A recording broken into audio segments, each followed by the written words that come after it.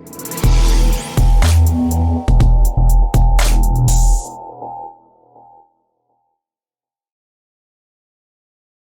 is up, guys, and welcome back to the Last Inning Touchdown Podcast, the Lit Podcast. I'm here with my boy, Logan.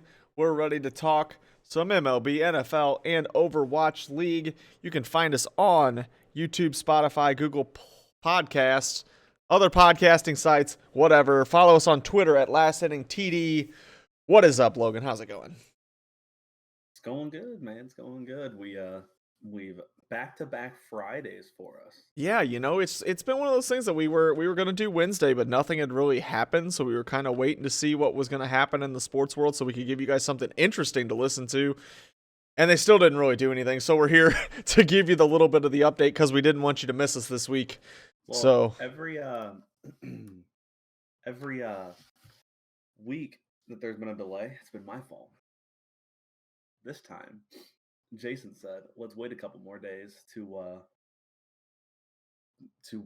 try to get some more sports news," and then next to nothing came out. So we had to do something. So we will run through the little bit of what has happened. So the Rangers traded Elvis Andrus to the A's for Khris Davis.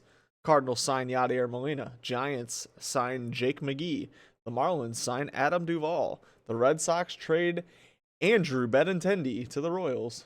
And Arrieta, as of like 10 minutes ago, signed with the Cubs. So, hey, you got Yachty back. You're pretty hyped for that? Pretty hyped to have Yachty back? I didn't see the what did they sign him for? How much, do you know? It was less than I expected. It was like 1 year, like $7 million or something. It was really interesting. I didn't realize it was a 1 year deal. I didn't see the they signed him 1 year, $9 million. Was it 9? Yeah, it's less than it was expected. Interesting.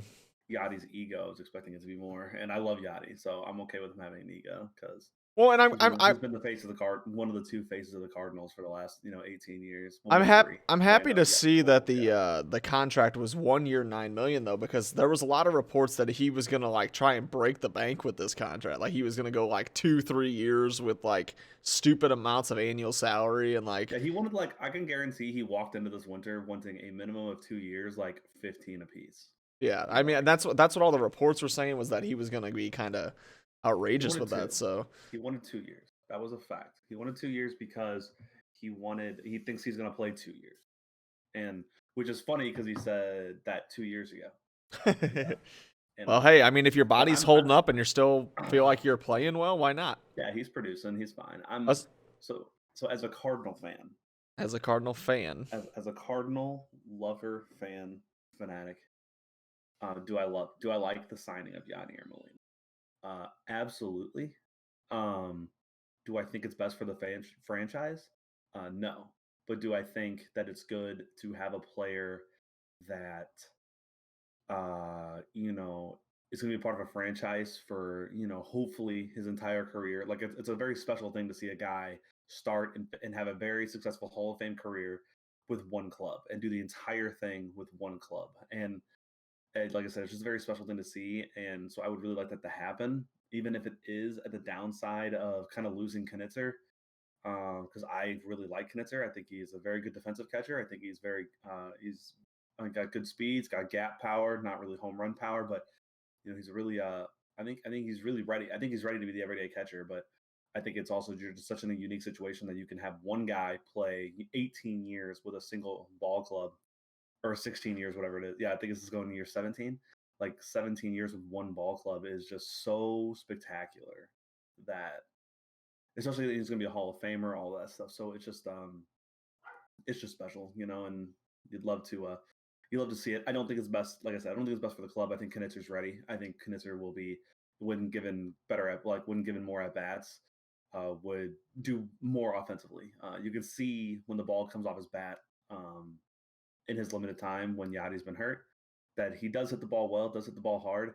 He just doesn't ever get consistent at bats in the pros. And do I think he's going to be like this freak of nature star? No, but I think he would be more offensively productive. Defensively, I think he's amazing, Knitzer, but he doesn't have the fear factor that Yachty has. I actually think Yachty's worse defensively than Knitzer, but the fear factor of every team are just terrified of Yachty from what he used to be is an actual. It's like it's not a stat that you can judge. But when you see balls in the dirt, people just don't try to attempt to do things on Yachty anymore. Even I mean ever. And even though I think they could now, but it's just the fear of it. So I don't know. I think it's great for the club and just the specialness of he's going to get a statue outside Busch, but in the long run, I mean Knitzer would have been better, but at the same time, just special. Well, and it kind of goes both ways because Knitzer's like 26 now. Yeah, he's So old. He was supposed to do this 2 years ago already so, too. So but it is also like I mean, the Cardinals are known for pulling up guys at 27 years old anyway. So you give Yachty one more year, you can still, maybe they told Yachty like, look, dude, we know you want 2 years, you're getting one. And if you want to finish with the Cardinals, you can take this one. You'll play with us, but then next year we gotta, figure something else out, one way or another. And then maybe Knitzer comes in right in his prime, and that's not to, I think you're right. I do think that it's one of those things that's like the reason Yachty's not necessarily the best for the franchise is because Yachty wants every game. If Yachty was like coming back and saying, hey, 50-50 split with me or something, like, then that's not that big of a deal. But yeah, he's going to hog the time from Knitzer, which is going to, kind of stunt any kind of experience for him, as long as nothing happens to Yachty. But you never know, though. I mean, depending on how it works out, Knitzer could still have, a few good years in the major leagues. You just kind of don't really have that shot of the young catcher to be the next thing because he's coming up right as his prime starts. So it's like you're not really going to have a young catcher that gets to be the next Yachty because Yachty kind of took up all of his own time and the next guy's time with how long he's played. Well, here's the benefit of that. But not benefit. The thing with that is there's a guy, the Cardinal system. He was near the bottom of a lot of top 100 lists, either in the low 100s, so he just missed it, or like ESPN released their top 100. He was number 77. That was the highest I saw him peak.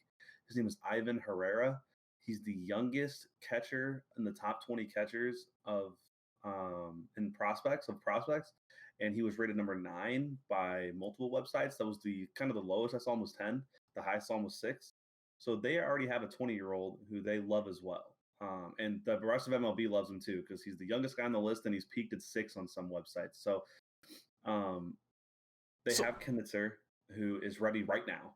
And the thing with kind of what you're saying is the fact that he's already in his prime is he didn't get a year or two to really feel things out or even a COVID-shortened year. He would have to walk in and just, all right, time to play every day because even though I haven't played every day in years because I've been sitting here tripping, driving from Memphis to St. Louis all the time. And then, now he's probably going to be on the club the whole time, but he's just not going to play because Yachty's a guy who has some say in the Cardinals organization earned. And, he's like Jason said, he's not going to come off the bench. He's not going to do that. This is I'm going to start, 90% of these games. And that's just what I want to do. But they do have a guy anyway who hopefully by the time he's 22, 23 has really proved to be the next, kind of like the Dylan Carlson for the Cardinals of catching, where, maybe Yachty does play a year, Knitzer plays 2 years or whatever it is, or Yachty plays 2, Knitzer plays 1, and then Herrera's our guy. You never know. I mean, they have it's just nice that the Cardinals have had this with Yachty, where they had a guy who was so dominant for so long, but even when he wasn't kind of the guy anymore, some people thought he wasn't going to be. They had a guy named Carson Kelly who they thought was going to be the next big thing, but then they traded him to try to help his career and the fact that we were just never going to use him and they didn't like him. And then now they have Knitzer, who they were like, oh, he's going to be the next thing, but then Yachty kept continuing to play. And then now it's going to be Herrera. And, maybe Yachty plays till he's 50 and we ruin Herrera's career too. So, because so far the Cardinals did ruin Carson Kelly's career by waiting way too long. And Knitzer's career might be ruined too by, I think unfortunately Knitzer's going to be your bridge guy between Yachty and this Herrera, more than likely, as long as everything develops correctly and things like that.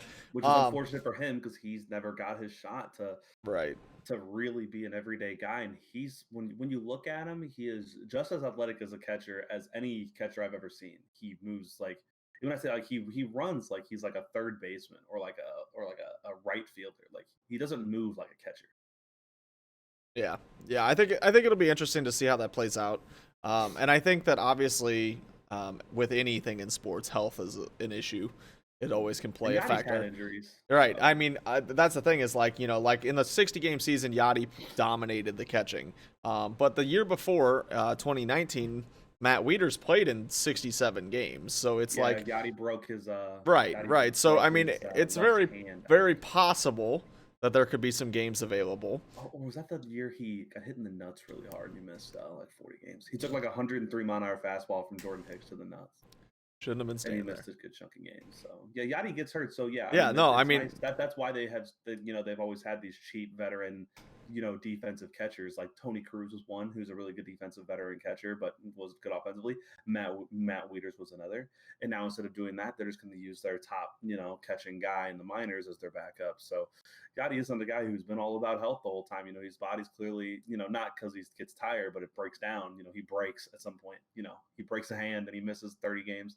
And then he's back. So right, and those are kind of fluke injuries. on. Those are kind of fluke injuries, so it's kind of hard to, say that's gonna happen. Exactly. But No, I mean, nice you never guy to fall know. back Yeah, on. you never know. Like you would love to have Knitzer right now, like that. Like That would be teams, fantastic. Yeah, there's absolutely. teams that have struggling catchers that would love to have a guy that just has an upside that Knitzer has. So the Cardinals are in a really good spot. I just hate it for Knitzer. I hate that it happened to Kelly. I'm not the biggest fan of Kelly myself, but it still sucks that he just sat there like, oh, I'm the best catching prospect in baseball for like 3 years, and I'm not gonna touch the pros field at all. Yeah, right. And then they got rid of him, and now Knitzer's like, yeah, Yachty said he's gonna be done in 2 years, and then he signed a 2-more-year contract. He's like, shit, all right. And then Yachty finished those 2 years again. He's like, all right, I'm 26, I'm finally gonna play. And then Yachty said, nah, dude, I'm gonna keep playing. So Yeah. The other before I get to talk about the Marlins doing something, I guess.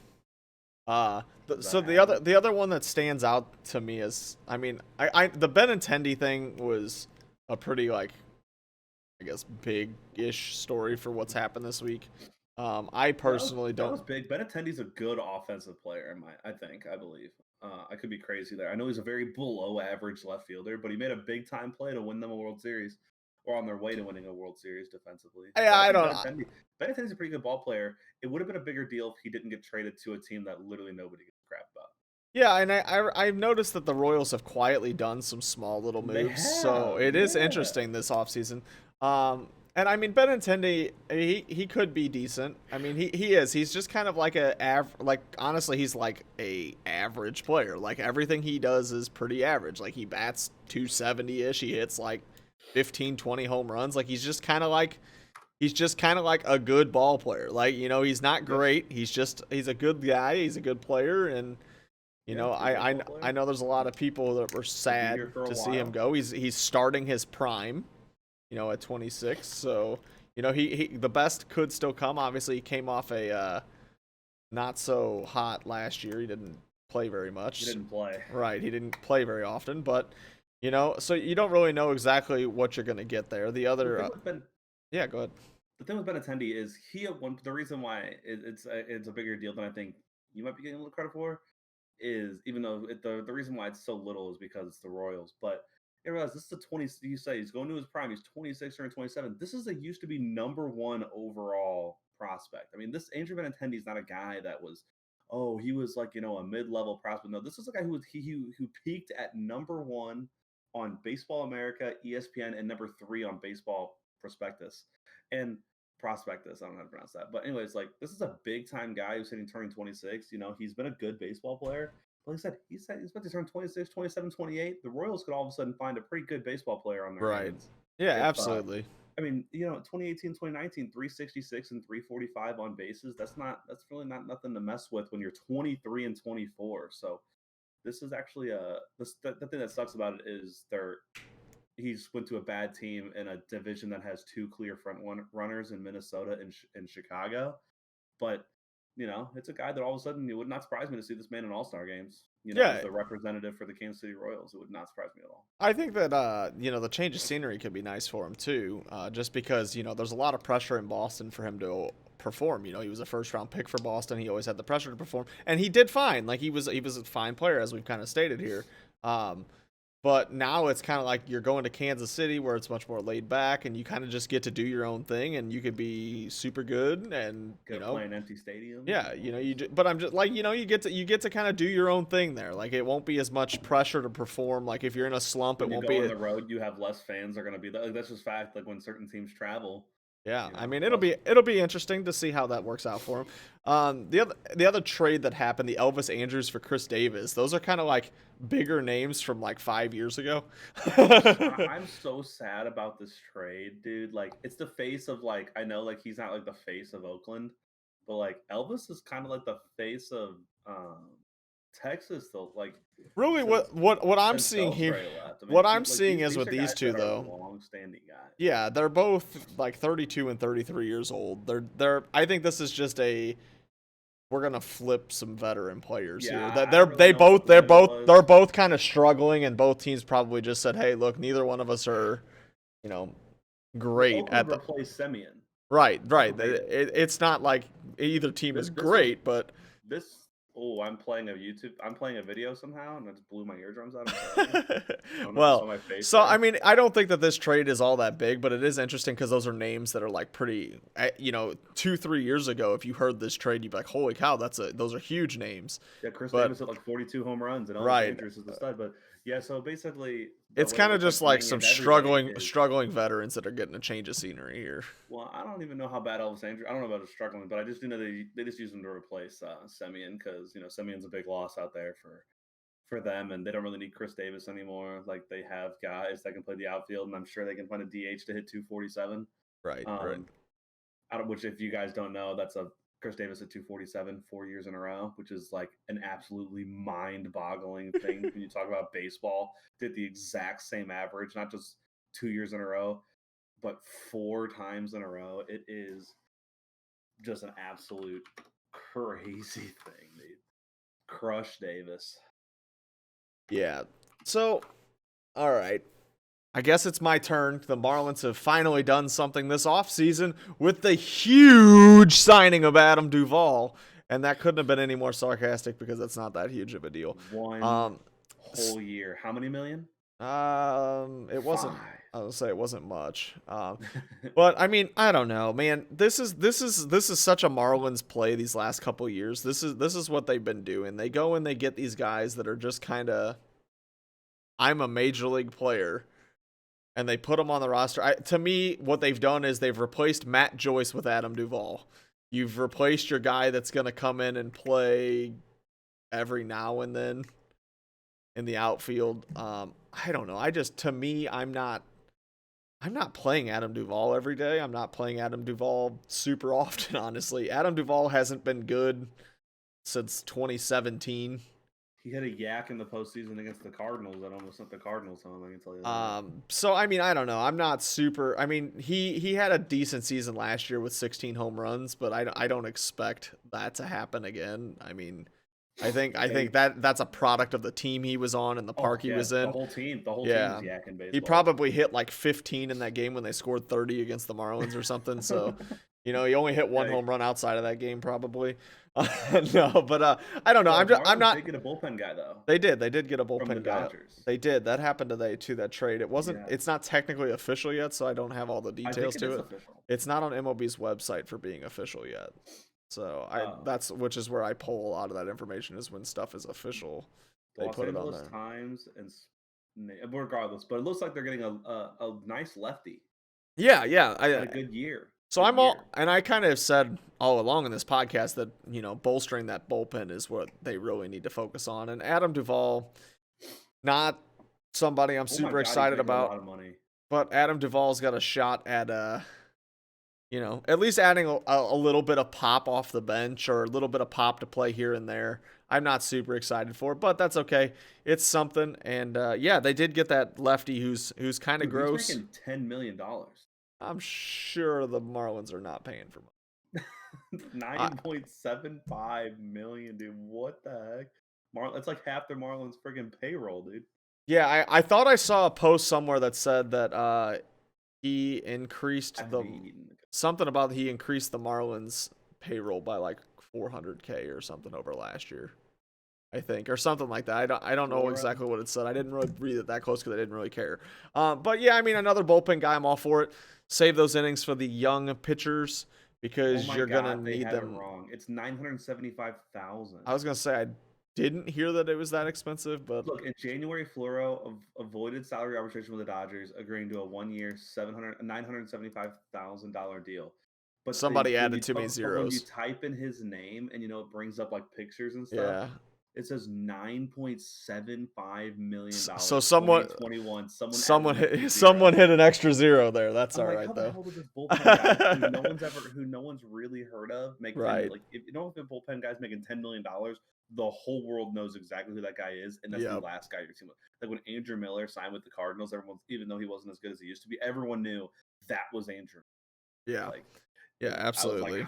I was in shock. But yeah, the sport SB Nation is actually less than 1 million, not almost There 10 we million. go. Yeah. I don't know. I think it's all around interesting though. Um there's some rumors of different little deals, maybe Garrett Cooper moving off the Marlins, but honestly I like Garrett Cooper better than I like Adam Duvall. Uh Cooper. yeah, so it is what it is, but we'll see what happens as we move forward. I thought it was interesting that Arrieta signed with the Cubs again. He's always, Yeah. I don't know. The only reason I find him interesting is, to me, he's probably one of those pitchers who's done and is never going to perform again. But the guy's in such good shape. Like, that dude is freaking ripped. And so there's part of me that thinks that maybe he could bounce back. But, just some interesting little things. I don't, got anything else you wanted to talk about here in baseball? Baseball, no, but I do want you to know that I did just get a notification on my computer that a basketball and the Lakers are down 20-2 in basketball. I know you don't give a crap about basketball, but that's pretty nuts. Yeah, that ain't good. That ain't To go good. down 20-2 to start a game. We're 6 minutes deep. Grizzlies are on pace for friggin' 160, and the Lakers are on pace for 16. Nice. Solid. You love to see it. That's like playing a video game. The best team in the NBA versus the team that's 500 and they're down by 8. Like, it's just a crazy start to this basketball game. We don't care about that, but I just thought that was crazy that I got that on my computer. Yeah. All good. So we will move on to the NFL here then on the Last Inning Touchdown Podcast, the Lit Podcast, Spotify, YouTube, Google Playlist. It's lit. Find us on Twitter, Last Inning TD. NFL. So, Super Bowl happened. I was Yowzers. 1000% right in my prediction. Yikes. Yikes. Honestly, I was bored. I didn't really find the game all that interesting. I was not. I was incredibly intrigued. I don't know. I was watching it and I just was not that into it. Like, I think that. Were you into last year's Super Bowl?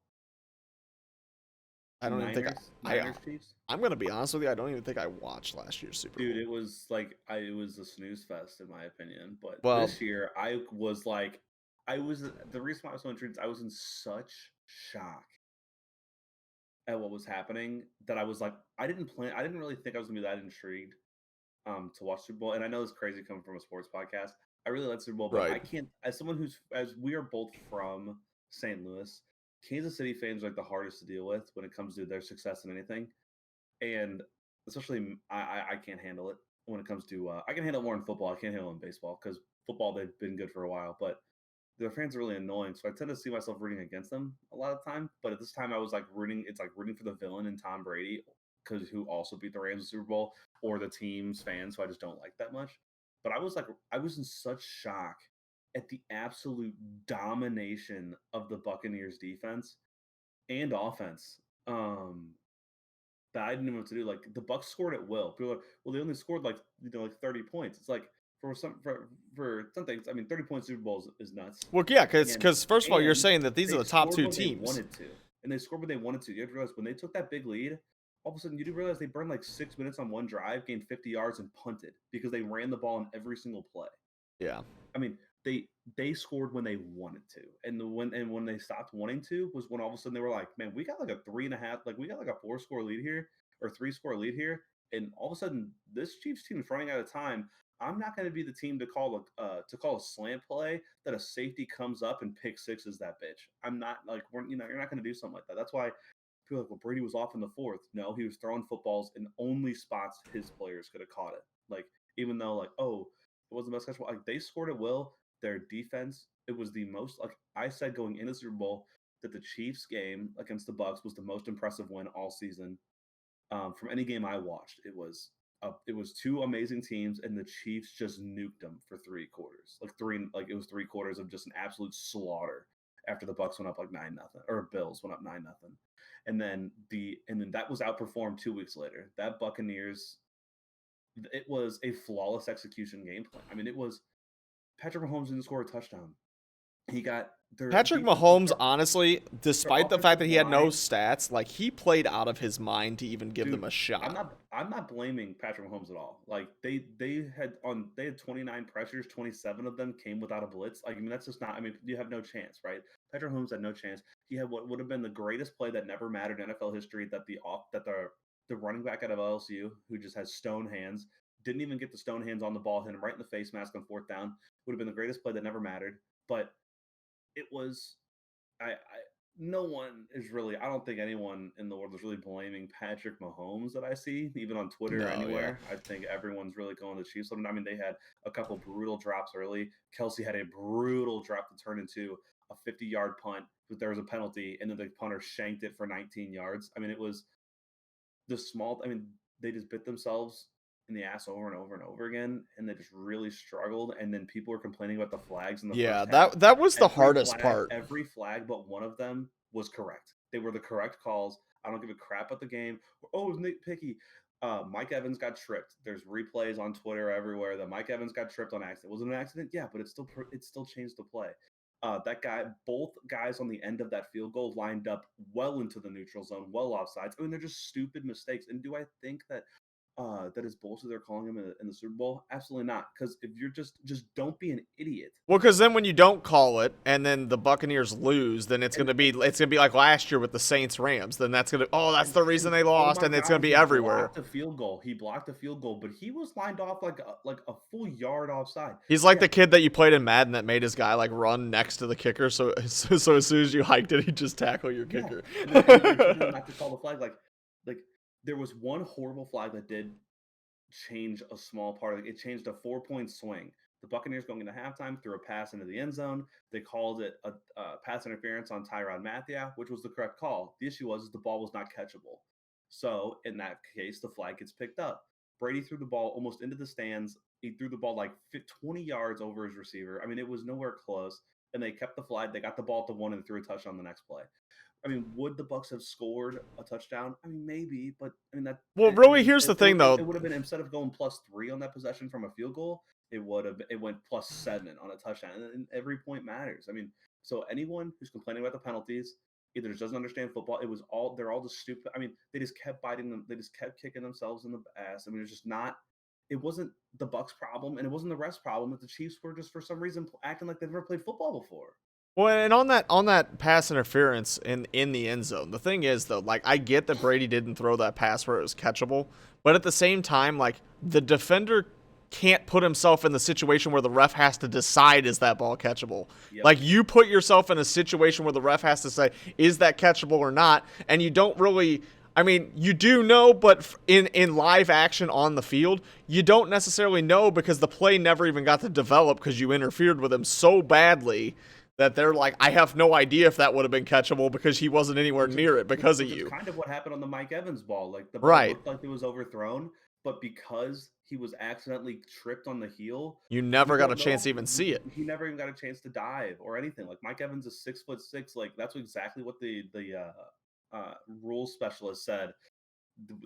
He goes, that rep is not going to determine whether 6'6" freak of nature, 1,000-yard machine Mike Evans is going to catch that ball. Yeah, that's the tough situation is, in general, first of all, the hardest thing, as you were saying about the Chiefs fans, living in St. Louis, all of our social media with people that live in the area, all of it, every single post was the refs, the refs, the refs, the refs, the refs. Are you even watching this game? Because guess what? The refs aren't going to call that if your guys aren't giving them a reason to call it.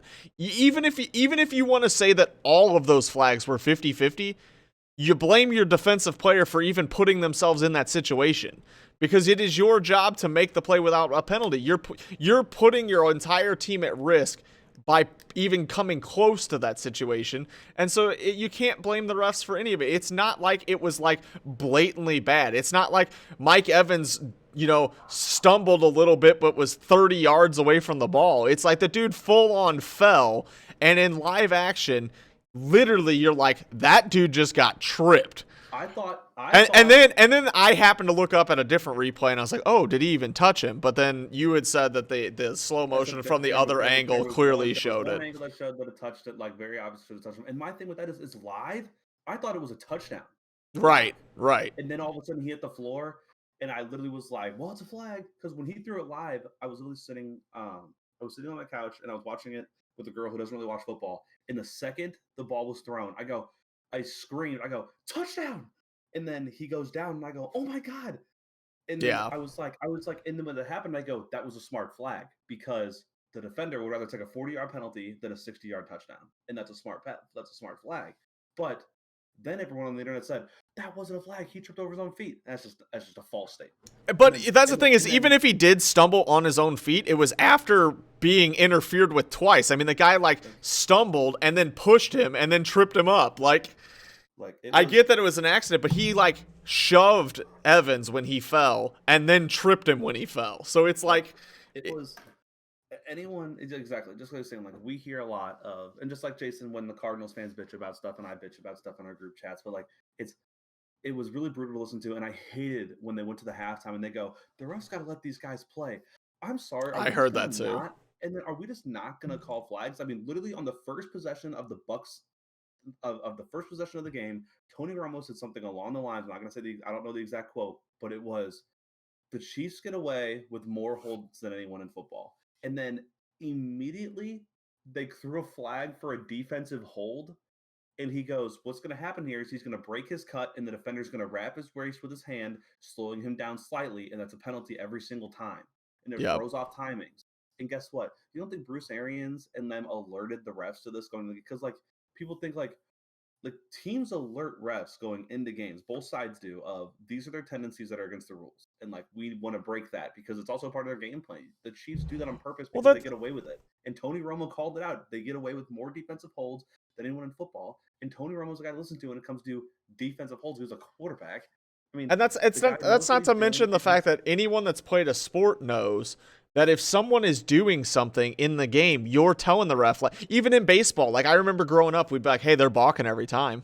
He's not coming set every time. Whatever it is. When I was in high school 10 years ago, they would twitch their left calf. They would try to make it look like they were about to lift off, and then they wouldn't lift off. And high school refs, hard to see that. But you argue the other team's tendencies of what they do that are against the rules that they're trying to get an advantage with, and that's fine. But when all of a sudden you get called on your things that are against the rules for advantages, and you're gonna say, why are they calling me for that? So I'm literally, if anyone Chiefs want to blame anything, they got dominated in the second half anyway. Patrick Mahomes was hurt, their offensive line couldn't do anything. But do not blame the rest of that first half. Well, that's the thing is too. I can't shooting themselves in the foot. I cannot get over that. I watched an NFL team in a Super Bowl have both edge rushers on a field goal line up offsides. I can't believe the problem I have. This is the thing. If you're gonna blame the refs for losing, the game has to at least. The game has to be close. That's literally what I was saying. The game has to be close. You cannot be getting murdered and then say the refs are losing me the game. What do you mean? The refs didn't give up 1 billion points. You gave up those points. It doesn't even make sense. Was it 31-9 or something? Yeah, it was 31-9 or something. Yeah, 31-9, yeah. Yeah, so I mean, it's lose by 3 touchdowns, and then that's the thing is, if you lost by a touchdown or a field goal or even 10 points, okay, maybe you could argue that some momentum shifted there. The Chiefs I don't even think the Chiefs had a drive that I was like, oh yeah, the Chiefs look good today. Not one drive was when they came out after halftime and they went. Yes. There was that little bit after half. I remember texting you guys saying, oh, I think the Chiefs are going to make it interesting. And then nothing after that. Yeah, my thing was, they have to score a touchdown to start the half. And then they got a bad kick return, and they went 47 yards to kick the field goal. When they kicked the field goal, I'm like, that's a problem. That ain't it. The Chiefs don't kick field goals when they're down this much, and they normally run the field. And all of a sudden we go, okay, it's 21-13. We got a 1-score game here, but then they were down 12. And then the Bucks went right down and scored again. They went up 28-9. All of a sudden, it was big trouble. Yeah, absolutely. Because Big that trouble. felt big. That lead kind of cut out. I said that felt big. Like that lead when they were up 28, it was when they had 28, you're like, "Oh, this you're like this game. You're like that's not close anymore." That's 2 touchdowns, 2 2-point conversions and a field goal to tie. It's the quickest way you're getting back in. Absolutely. That to me is why the game wasn't interesting. The Chiefs just looked so bad that the game was just not interesting. I was so interested because I could not understand how the Bucks made the 14-2 Chiefs a team that has only lost 1 time since losing to Tennessee in the middle of last year without Patrick Mahomes starting, because they went 14-2 this year, but Mahomes didn't play week 17. They've literally lost 1 time since like week 9 of 2019. Get absolutely slaughtered. Well, and that's the thing is, I mean, the Buccaneers defense there were 2 guys on Tyreek Hill the entire game. Tyreek Hill could not move. You know whose idea that was? Bill Belichick's from like the last decade. Right.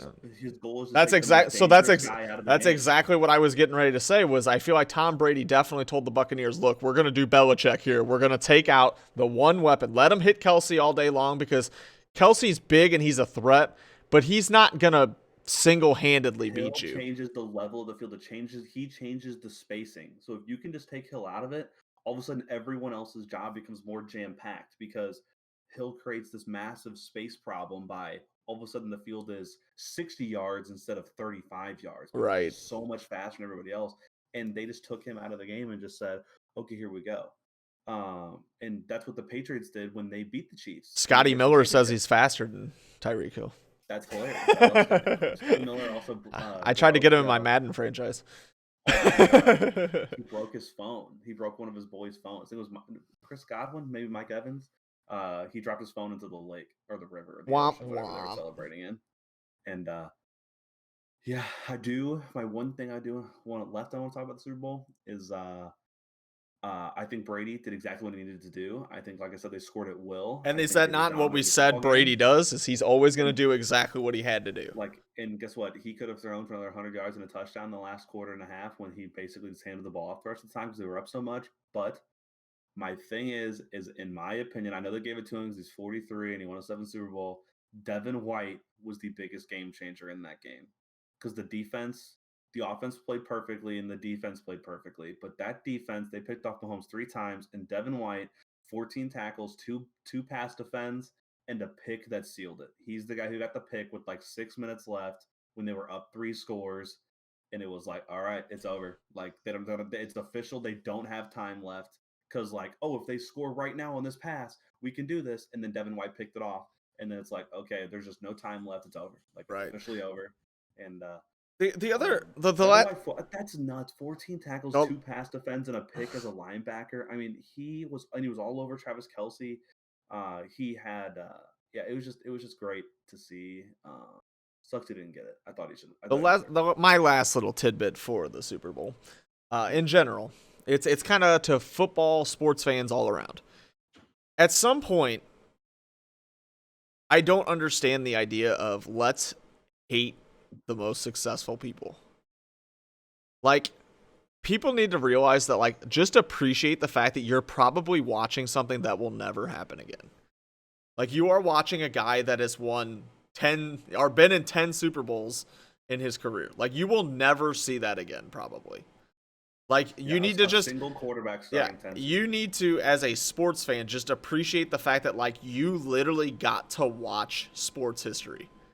Like there is going to be in, a generation, 2 generations, 3 generations that still talk about what you literally got to watch.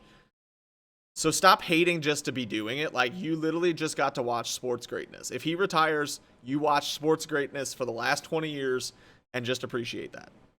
I mean, and that's really all that's how it is in all sports. But baseball might be the exception, but like football has this problem. Basketball obviously has the problem of hating LeBron James, who went to 8 straight NBA finals. Yeah, I just can't. I can't stand that. Like, how does one guy who's clearly the best player on every team he played for and was the best player in the league the whole time go to 8 straight finals, and then everyone just tell him how bad he is? Well, and then LeBron James kind of makes me mad too, because LeBron James did it on 3 different teams. and one of those teams was not supposed to be good at all. And then second, and I'm not a basketball guy at all, but here's the thing. LeBron James off the court is like one of the best people in the world. That dude is like opening schools and donating money here and there. I mean, that dude is amazing. How do you hate that? So that's one thing I've always argued about. How do you LeBron. hate that? That's one thing I've always argued about LeBron is the fact that the dude was put on a pedestal at 15. He played his first ESPN game at 15 years old, and nicknamed the chosen one at 16 on a Sports Illustrated magazine. The dude would travel. There's just I've watched a lot of videos on like his young stuff about like what he would do, and he'd be going and traveling to these cities, and he's got like women, like women, like older college, older women trying to get into his hotel rooms because they want Like, talk about a be with distraction. him. And imagine, by the way, if that were the opposite, where all of a sudden you had like a bunch of like adult men trying to get into a 16-year-old girl's hotel room, regardless. But you're sitting there watching this, and you're like, he's been in the limelight since he was 15, right? Let's say 15 or 16, whatever. And he grew up with technology, having, this isn't, the 90s or the 80s. He grew up with technology. And Definitely could have got himself in trouble. Fallen from the limelight. How many guys have done so many things wrong? Tiger Woods was the greatest thing ever. And all of a sudden he went from one of the greatest things to watch, who did everything right, to all of a sudden, man, this guy's been sleeping with a lot of women and he's married with kids. Like, that's a problem. And Right. LeBron's done everything right. He's opened schools. He's been the best basketball player for a long time. He's won championships. People hated him for it.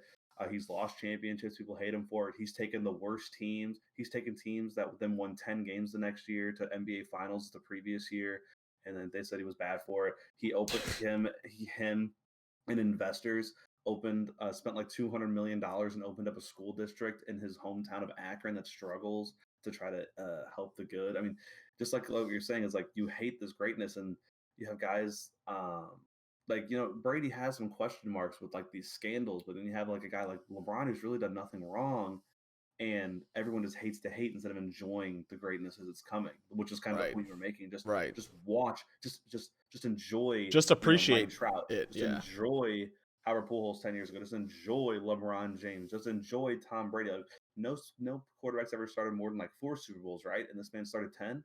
I mean, he's got more Super Bowls than any franchise in the sport. I mean, his daughter has touched more Super Bowl trophies than Cowboys wins in the last 20 years of the playoffs.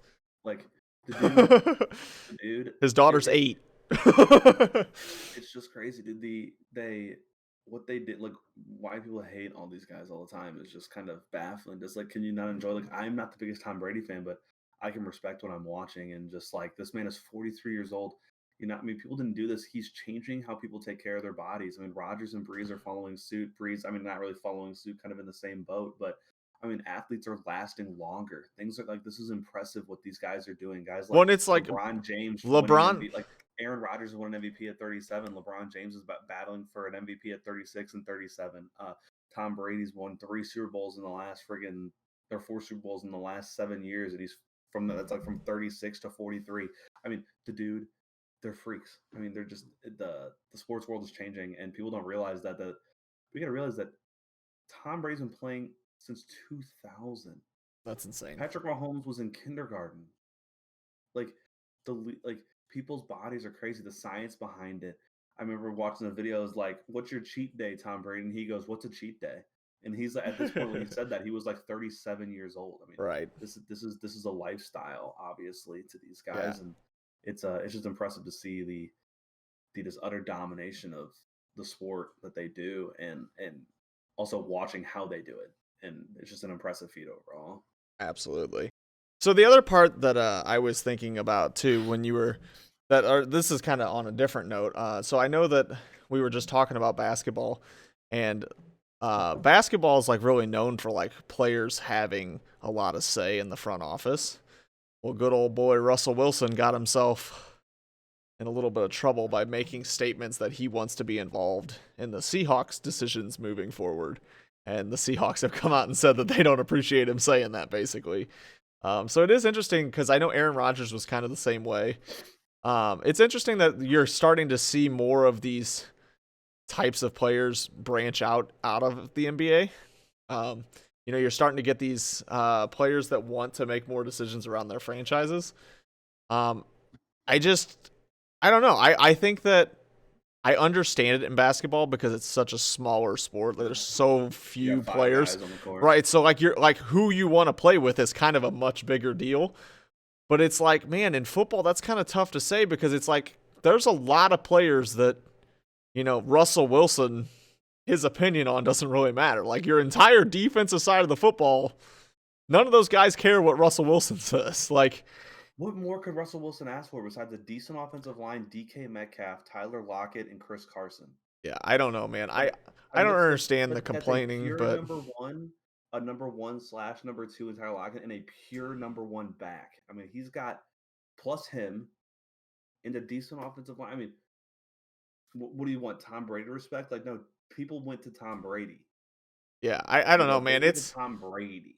It's tough there too, and I think that part of what he is saying is that he wants like basically to say they need a better offensive line. Like he's sick of getting pressured all the time. But I mean, how many quarterbacks in the NFL do we talk about are getting pressured all the time, and the offensive line's not what it should be? And I mean, it is what it is, but I just don't know that. There's so many bad offensive lines, dude. Like the quarterbacks nowadays are so much better than they were in the past, and you get a lot of these guys good offensive lines are going to be successful. I'm not saying as successful as some of the pro like superstars are, but you get some of these guys right offensive lines. You proved it. You're the best quarterback in the NFL.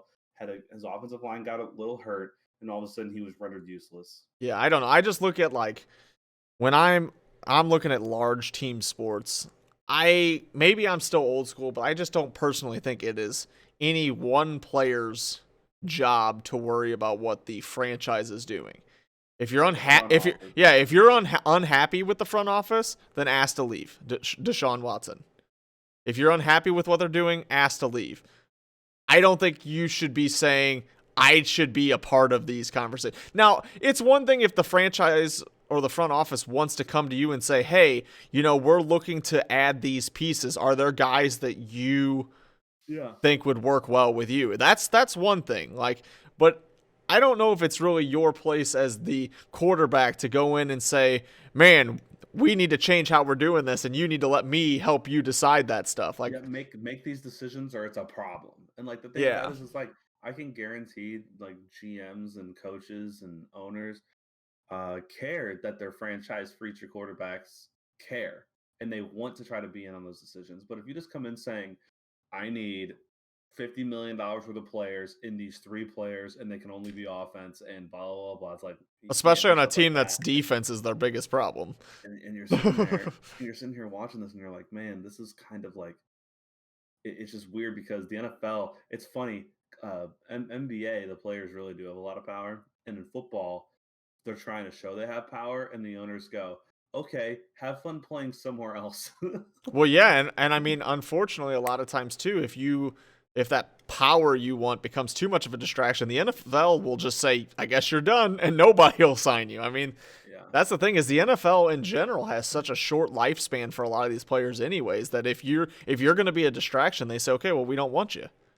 And then you end up on the Jets because nobody else is even going to care. Like nobody else wants you. Well, I mean, seriously, you had a guy who was a perennial first-team All-Pro. Antonio Brown was kicked out of the league because no one wanted to deal with this shit anymore. Yeah, absolutely. And he's not. I mean, Le'Veon Bell was kind of the same way too. He was moved from the Steelers because of his nonsense. Yeah, you really got and then went to the Jets because that's one of the few teams that would put up with him probably.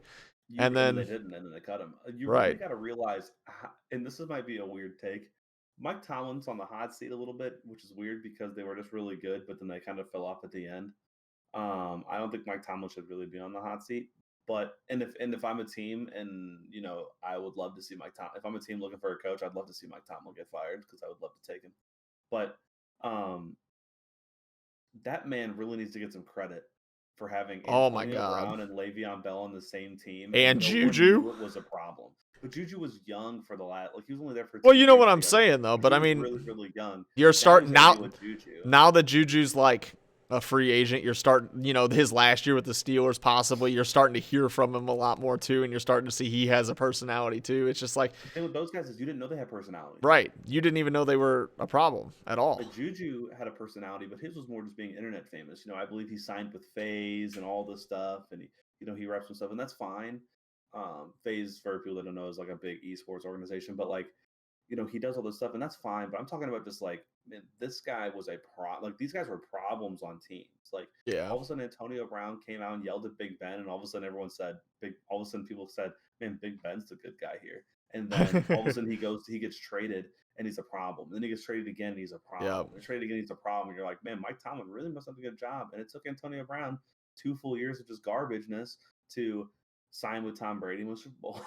Well, so what's funny about that is talking about Antonio Brown getting traded and becoming a problem. The rumor on the street is that the Raiders want to sign Juju.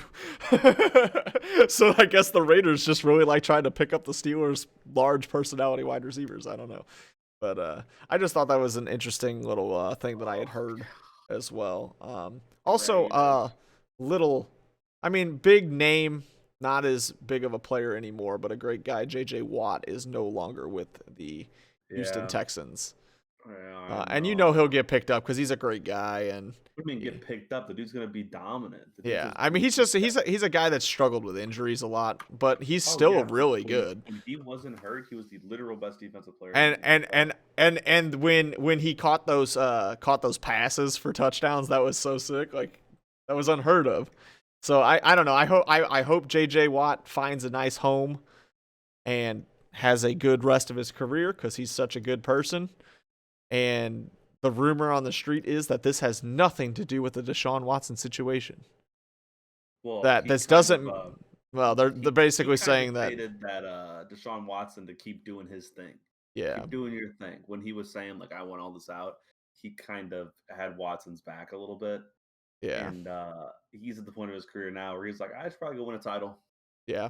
So I don't know. I think it's interesting. The reports are that Houston's not giving up on Deshaun Watson yet, and that there's misinformation. But I don't know. I guess we'll see how that goes. It's really not misinformation. It's from one of them. It's from the owner. The owner is saying, "Oh no, there's no problems here." Yeah, he's like, "I'm just ignoring everybody." All the reporters are saying, well, your player says there's a problem. No one says that you've said there was a problem. Everyone's saying the player said there was a problem. Right. That's a little different because this isn't like Deshaun Watson saying, "Oh no, there's no problem." I don't know why everyone's saying that. This is a guy who never said it was a problem is saying, "Oh, this isn't a problem." Right. Yeah, I don't know, but I think that's it for football here on the Last Inning Touchdown podcast. So that's going to lead us into Overwatch here on the Last Inning Touchdown podcast, the lit podcast on Spotify, YouTube, Google Podcasts. You can find us on Twitter at LastInningTD. Overwatch. So, as we kind of mentioned last week, Overwatch League is kind of slow right now. The most interesting news that I could find is what's on the experimental card on Overwatch right now. So the experimental cards got a few changes. So Orisa will no longer have a critical headshot when using Fortify.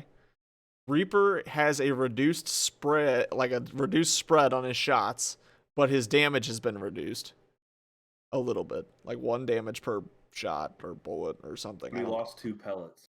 Yeah, so right.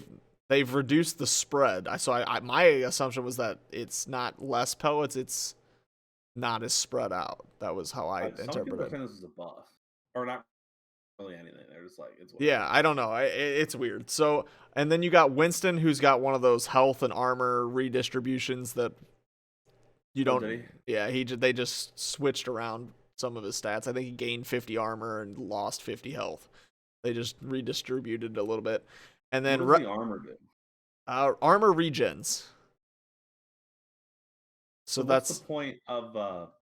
I guess the point is that he's not as gold regens or does blue regens? So they have like the different like Diva's like long range is blue, right? Yeah. So what is that? I don't know the colors off the top of my head. Like, well, what's the point? There's a difference between your health and your armor, and the armor and the Zenyatta also has armor. So that comes back. So I guess basically then you're not as dependent on your healers. Yeah, this is all But experimental, right? yeah, this is experimental, but typically you don't really feel it that much, honestly. And I don't think it's going to help him any. But Wrecking Ball also got his knockback reduced 25%. That's Um, like the biggest so thing. so it is interesting though, because we've seen in recent times they've been experimenting with Sigma. Sigma got nerfed, and then now Wrecking Ball has been tweaked here and there. So it does seem like they're trying to change the meta before Overwatch League starts. That would be kind of what I'm seeing here, is they're trying to switch up the meta. I'm not the biggest fan on the idea of Orisa being meta again, but I don't know if that's really going to do anything for Orisa. I think what they're trying to do is get rid of Ball, but they also try not to nerf him into the ground where no one can even play. well, yeah, and I get that. Because watching Ball in Overwatch League is not what anybody wants. Like people Yeah. can say they like Ball, but watch like people can say they want to watch Overwatch League, but no one wants to go. You know what I want to watch in the Overwatch League? I want to watch a Wrecking Ball. Like Right. no, that's not what you want to watch. Like I'm fine with pretty much watching most characters, but Wrecking Ball would be, as someone who is a Wrecking Ball hater, I'm gonna go against that. Yeah, it's just not a very exciting gameplay at all. Yeah. I think the Winston one would be more interesting if Winston, like, so I've been playing ranked matches as Reinhardt lately, and there are definitely games when you play teams that are organized enough that you just get like stunned and melted in like 0.2 seconds. And I feel like no matter how you redistribute Winston's armor health, he's going to find himself in the exact same place of, if I dive in, I'm probably going to get stunned 3 times and melted. Like if I get stunned by a single person one time, yeah, I mean, I'm gonna die. It's because I have no quick escape. Yeah, I think that's what's really tough for Winston in general, and that's where Winston's always kind of struggled, is that they have added a lot of crowd control to the game, and Winston has kind of struggled due to that. So armor is better against shotguns, beams, and weapons with high fire. So it's just pretty much a buff to make him easier, A harder, little tougher. Yeah. Well, yeah. Like, man, Reaper was like the infinite counter to win. It might be the best counter in the game. Yeah. Reaper, like, to Winston. I mean, there was no chance you were ever winning that battle. Like in some cases, you could win it with like other characters with bad, you know. Yeah, it's pretty much like it's pretty much like it doesn't matter how good Reaper was and how good you were at Winston. Like if you dove and Reaper was there, you were pretty much dead. If it was a 1v1 and you don't have your escape, you're dead. Right, absolutely. And I don't know. So I think it'll be interesting. It'll be interesting to see how he plays. With his health and armor switched. I don't know if you'd really be able to feel it all that much, but maybe it gives him a little bit more survivability. And maybe the idea here is if we buff Winston some, it'll reduce the Wrecking Ball play as well. So if we nerf Wrecking Ball and buff Winston, maybe Winston becomes your dive hero and we get rid of Wrecking Ball in some situations, which could be interesting. I don't know if this is enough to make that happen, but I think that seems to be the thought process going in. But I don't know. Yeah, this Wrecking Ball one is kind of big, I think. I don't think it'll do it like really change his use that much, but the knockback was pretty big because they said that his knockback, with it only having a 5-second cooldown, was just way more massive than anything else, than any other knockback with a 5-second cooldown. Well, and I think that's the thing, is at the highest level too, like that knockback is huge for diving, like to dive the other team and knock them out of position. Or yeah, knock them off like the high grounds and things. Yeah, knock them off high ledges. Like, yeah, you lost the fight. It's over because your shield is down and you just got knocked off. It's over. Yeah, so I think that's kind of interesting. So it does seem like they are trying to give people a dive hero and make it not Wrecking Ball. But I don't know. I don't know if this is enough to make that happen. But that's where it's tough, is because when we talk about Overwatch League, these people are playing a different game than we are, truthfully. I mean, that's the tough part that no one truly understands. When you get in these matches and everyone's like, oh, we have to play the meta in ranked play. It's like Overwatch League's meta may not be the ranked play meta. Because Overwatch League is playing at a completely different level than ranked play is, as far as team play and coordination and all that stuff. Like, in this game, is impossible for these devs to balance. It's not possible because they're balancing the same game for 3 different sets of people. They're balancing a quick play game. They're balancing a competitive game and they're balancing a pro league. I mean, they are balancing which is almost which is like impossible when you're talking about this many characters. So really what they do is they just cycle. They've just been cycling who is meta so you can see and play different characters. A lot of people they've left a good, some people saying like Zen has had so minute changes, it's crazy, but you've had well, now he just actually got a pretty big nerf, right? His projectiles are much slower now. His orbs are much slower. His speed, yeah. So that's what's I don't know. That's what's always tough. And I think that a lot of your people that are really salty about buffs and nerfs and balances in general are people that are playing like one character. Like people that are one or two character type players. I think those are the people that complain the most, and the people that like play at super high ranked levels because they think they're the next Overwatch League pro, and they're like, oh, this player, this hero is stopping me from being an Overwatch League player. Like, I don't know, man. I just don't really get it, because as someone that casually plays it and enjoys some ranked play, has fun with ranked play, likes to play a lot of different heroes, it's kind of nice when the meta changes, because it's a chance to play somebody else, get to play around and enjoy different things. And it just, the only time it really sucks is when I personally don't like the meta and everyone keeps playing it. And so I get that. I get why you complain, but you also have to look at it like, okay, well, maybe my personal favorite meta is someone else's least favorite meta, and they had to play that. So, I mean, I don't know. I think that, as we've talked about several times on this podcast, and I always rant about it, is the fact that I feel like people just need to grow up, play the game, and if you don't enjoy it, don't play the game. I mean, that's kind of how I look at it. I think that it's way overblown, and I think that social media is a big, factor in that, obviously, because everyone sees the toxicity. Yeah, I mean, that's cool to be positive. And that's what's always tough, because I remember, I mean, when we were growing up playing video games and there was no social media, you either played the game because you liked it, and I don't remember ever complaining about games that I liked. Like, I never was like, oh my god, this gun is too strong, oh my gosh. Like, you just played. Like, if that was the OP gun, then you used that gun. You went for that gun, whatever it was, because you were a kid and you just wanted to play the game. Like, if you enjoyed the game, you played it as and didn't complain. Like, games did not get updated when we were younger. Like, the game came out of the box as is, and that's how you played it.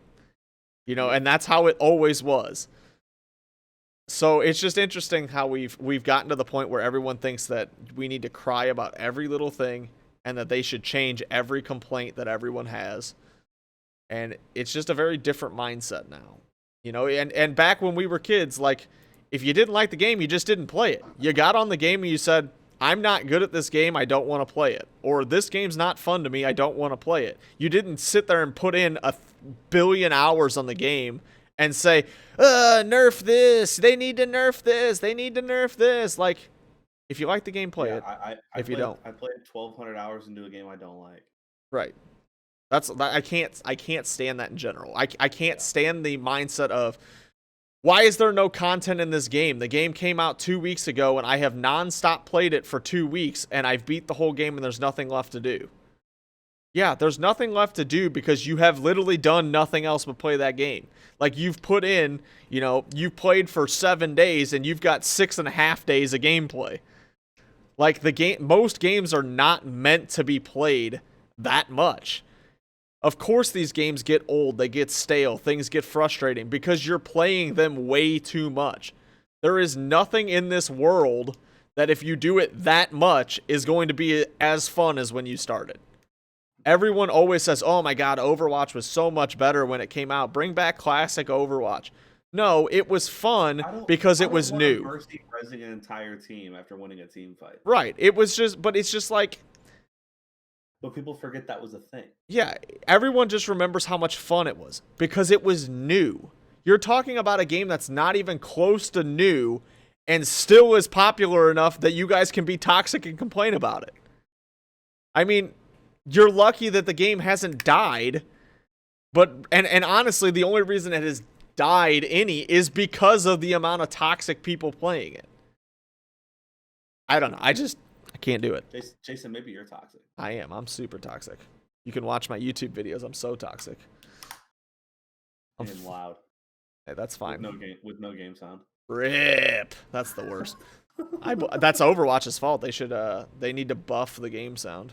Yeah, they need to buff your computer to make sure you unmute it in your taskbar. Yeah, what is wrong with them? Why don't they buff that? Why don't they unmute my OBS and taskbar? Yeah, why doesn't it say OBS has you muted right now?